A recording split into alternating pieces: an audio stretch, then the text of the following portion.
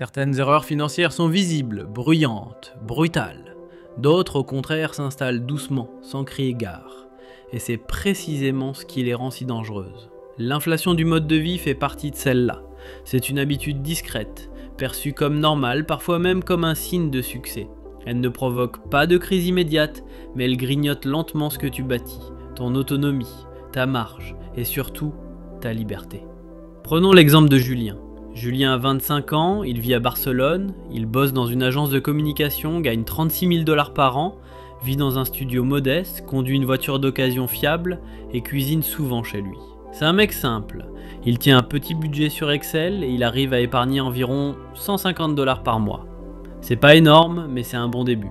Puis vient la promotion, son salaire grimpe à 52 000 $ par an. Et naturellement, il commence à faire ce que font beaucoup de gens quand leur revenu augmente, il s'améliore. Il quitte son petit studio pour un bel appart en centre-ville, il change sa voiture pour un modèle hybride flambant neuf, leasing mensuel bien sûr, il troque ses repas maison contre des livraisons régulières, il s'offre un abonnement à une salle de sport exclusive. Il se dit « je travaille dur, je mérite bien de profiter ». Et sur le moment, c'est vrai, tout semble logique, chacune de ses décisions semble isolée, raisonnable, mais mise bout à bout, elle transforme son niveau de vie. Ses dépenses fixes, qui représentaient 70% de son revenu, en occupent désormais presque 95%. Il a l'impression de mieux vivre, mais il est toujours incapable d'épargner davantage. En réalité, il n'est pas plus riche, il est juste plus exposé. C'est ça l'inflation du mode de vie, c'est la dynamique silencieuse qui fait que chaque amélioration de revenu s'accompagne d'une amélioration de consommation.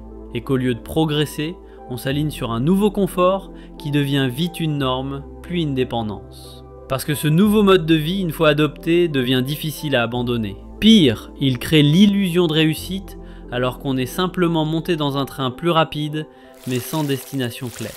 Le drame, c'est que cette inflation est socialement félicitée. Quand Julien roulait en petite voiture, personne ne le remarquait. Maintenant qu'il a un SUV dernier cri, il reçoit des compliments. Quand il sort dîner dans des restos branchés, il partage ça sur Insta et son image en ressort valorisée. Mais ce que les gens ne voient pas, c'est que son compte épargne stagne, que la moindre perte de revenus le mettrait en difficulté, qu'il a remplacé sa liberté par des mensualités. Et il n'est pas seul dans ce cas. En Europe, près de 1 ménage sur 3 ne peut pas faire face à une dépense imprévue de 1 000 $. Et ce n'est pas qu'une question de revenus, c'est souvent une question de rythme de vie, devenu trop exigeant. Alors, que faire pour éviter ce piège?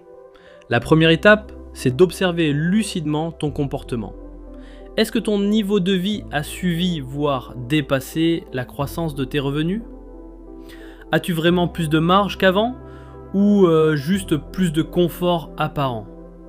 Ensuite, il faut savoir se poser les bonnes questions avant chaque dépense.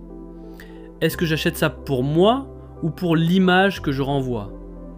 Est-ce que cette amélioration va vraiment m'apporter du sens ou du stress en plus?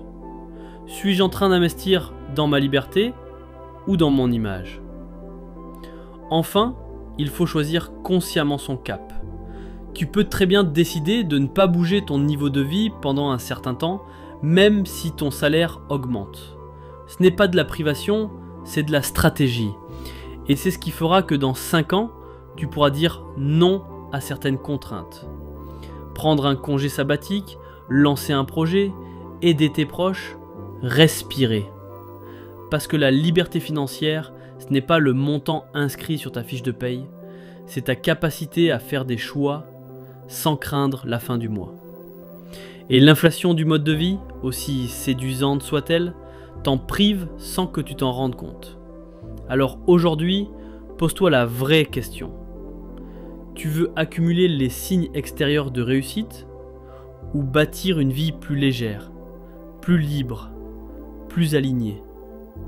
Tu veux grimper l'échelle sociale ou t'en libérer? À toi de choisir. Abonne-toi à Shelba Mindset pour d'autres réflexions.